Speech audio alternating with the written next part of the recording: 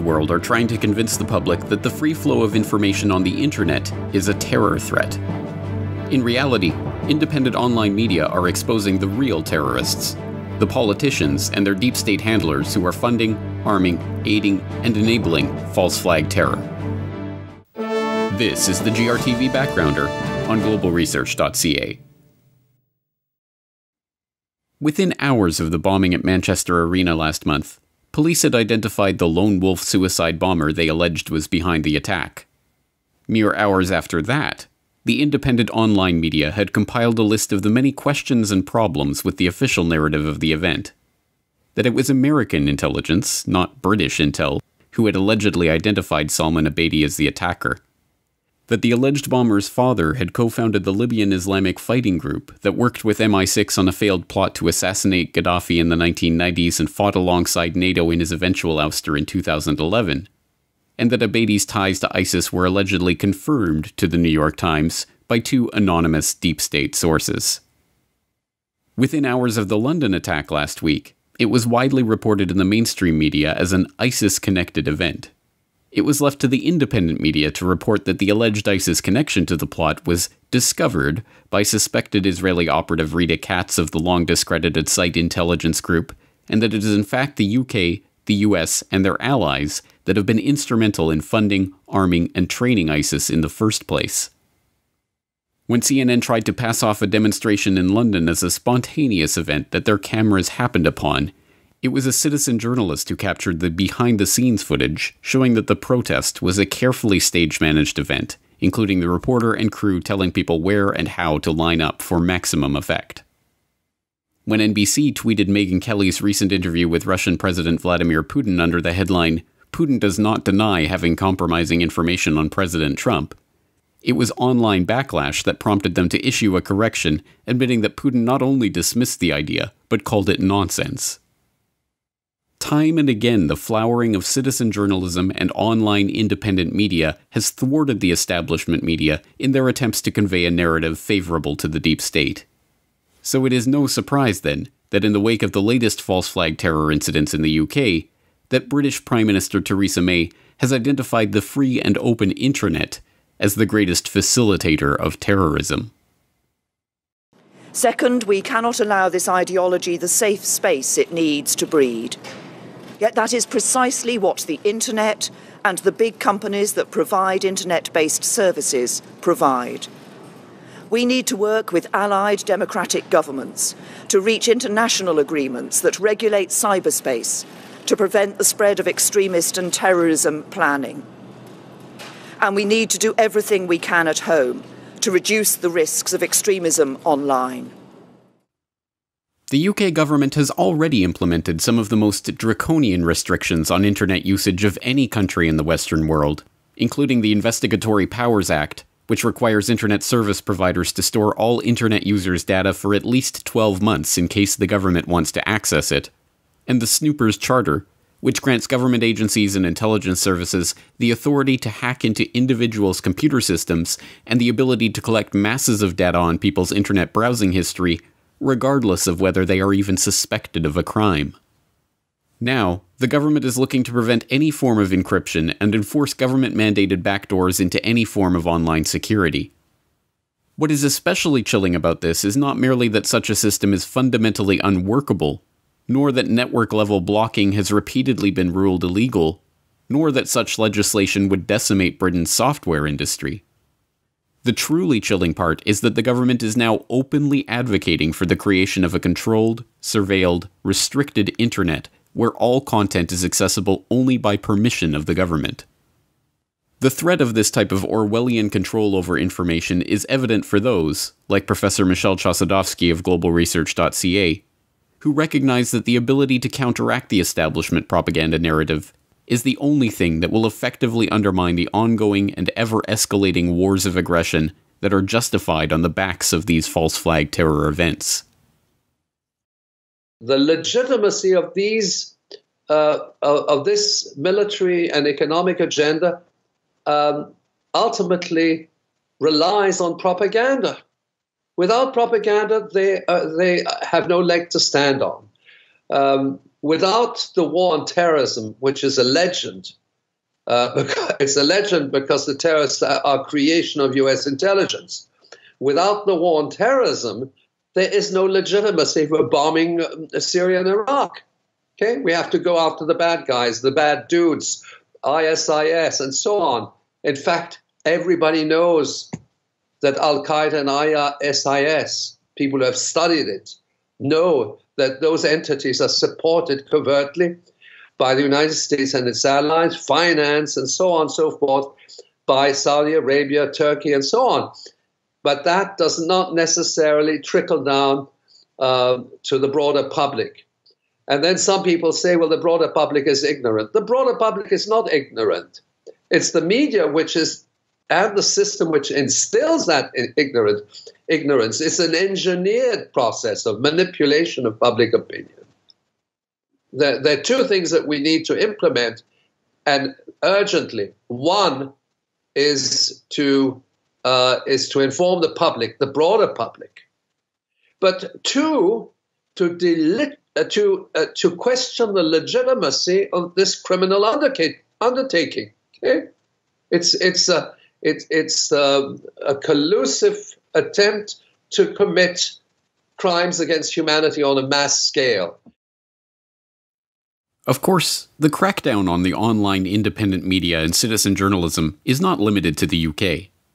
Governments around the world are enacting laws and empowering their own intelligence services to surveil and control their own populations, curtailing the ability of independent media to counter the mainstream propaganda. Just this past weekend, it was revealed that in 2008, Australia's surveillance agencies shared information about the country's citizens with its most trusted intelligence partners. Perhaps the most concerning part of this recently leaked Snowdon document was the discussion between these allies over whether or not to share the medical, legal, and religious information of Australian citizens. Breaking news overnight about just how much of our personal lives the government has been secretly surveilling. The Washington Post reporting a second massive intelligence operation, this one tapping into data of leading internet companies. Prime Minister Recep Tayyip Erdogan said these recordings were fabricated, and he blames Twitter for damaging his reputation ahead of local elections. And to take up where the president left off, digitization is, in a way, a disruptive force, a disruptive technological force that brings about deep-seated change, transformation of society. And it took a while until societies learned how to find the right kind of policies to contain this and to manage and steer this. And I think we live in a period of profound transformation. In one of the clearest and most disturbing signs that independent media is firmly in the crosshairs of the global elite, the war on information was one of the topics on the official agenda for this year's highly secretive Bilderberg conference. This year's meeting of the Bilderberg Group brought together not only the usual gaggle of royalty, high-powered government officials, banking heads, and captains of industry from Europe and North America, but also a larger-than-average contingent of media executives and establishment-friendly journalists, including not only Bilderberg stalwarts like the editors of The Economist and Bloomberg LP, but Italian journalist Lily Gruber, Norwegian journalist Kjetil Alstadheim, and American journalist Amy Walter, as well as the editors of the London Evening Standard, Italy's La Stampa, and other mainstream publications. Ominously, joining this group behind closed doors were regular Bilderberg attendees Peter Thiel and Alex Karp of Palantir Technologies. Palantir is a shadowy data analytics firm founded in 2004 with the help of seed funding from InQtel, the venture capital arm of the CIA. Although the exact details of Palantir's relationship with the American intelligence services and their counterparts in the so-called Five Eyes countries of Australia, Canada, New Zealand, and the UK are not known, recently released documents have confirmed that the company's relationship with the UK's NSA equivalent, GCHQ, dates back to at least 2008, when they impressed intelligence officials with a demonstration of how their software could be used to track, trace, analyze, and de-anonymize internet traffic and online data on a mass scale. We now know that Palantir is a key part of the NSA's X-Keyscore program, which collects all manner of online data, not only emails, chats, and web browsing traffic, but also pictures, documents, voice calls, webcam photos, web searches, advertising analytics traffic, social media traffic, botnet traffic, logged keystrokes, computer network exploitation targeting, intercepted username and password pairs, file uploads to online services, Skype sessions, and more. Palantir helps intelligence agents map, trace, search, and organize this data in ways that make it impossible for people to pass information online without the government knowing about it. At Bilderberg, co-founders of Palantir were discussing the war on information behind closed doors with people like Sharon White, the chief executive of Ofcom, the communications regulator for the UK, and several of the reporters and editors who are charged with disseminating government-approved propaganda in the mainstream press.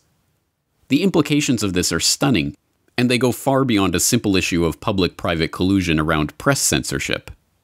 At stake is not just the ability of the deep state to set the narrative of these terror events uncorrected by independent online reporters, but to define the very meaning of terrorism itself. If it turns out, as it did in the case of the Manchester bombing, and the London attack, and the Westminster attack, and the Paris airport attack, and the Berlin Christmas attack, and literally dozens of other terrorist incidents, that the alleged attackers were all known wolves who had been identified by and often in contact with intelligence services before their alleged involvement in these plots, an independent online media might connect these dots to find a common underlying pattern. Namely, that these events are being aided by, or at least passively allowed by, these intelligence services, the same ones that have been caught time and time again, encouraging, funding, and even concocting terror plots in order to bust them just in time. However, if the deep state is in control of the apparatus for disseminating information online and censoring independent reporting, they can craft a very different story, one in which an overworked and underfunded intelligence system is straining under the burden of responding to all of these incidents, and only budget increases and even greater surveillance of the public can possibly reduce the threat from terror. If terrorist incidents are always tied back to shadowy groups linked to Al-Qaeda or ISIS, an online independent media might connect those dots to show how Al-Qaeda and ISIS were literally created, fostered, funded, trained, and equipped by the UK government, the US government, and their allies across the world as a tool in their quest of dominance of the Middle East and control of their domestic population. But such a story can only be told on a free and open internet, where independent voices continue to reach the masses and inform them of the truth about these terror groups. The truth, of course, is that the terrorists are the ones that are in charge of these organs of political, military, and financial power. The ones who are constantly terrorizing the public with these false flag events, and telling them that only greater governmental surveillance and censorship can protect them.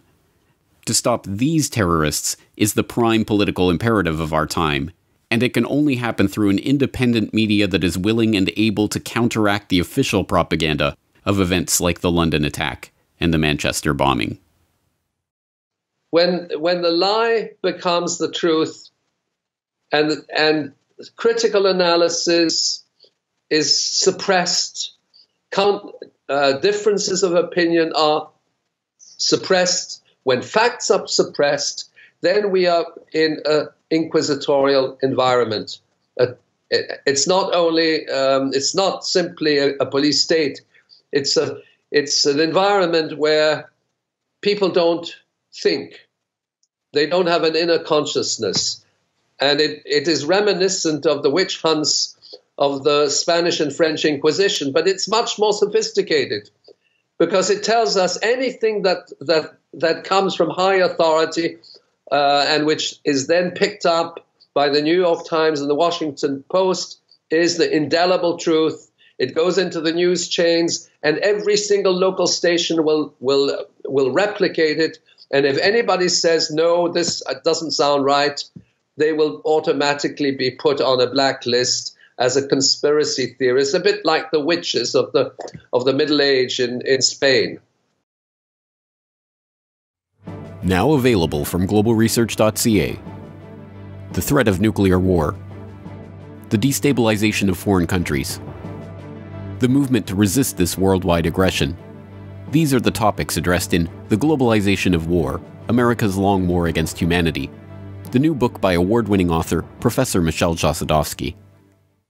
America's hegemonic project in the post-9/11 era is the globalization of war, whereby the US NATO military machine coupled with covert intelligence operations, economic sanctions, and the thrust of regime change, is deployed in all major regions of the world.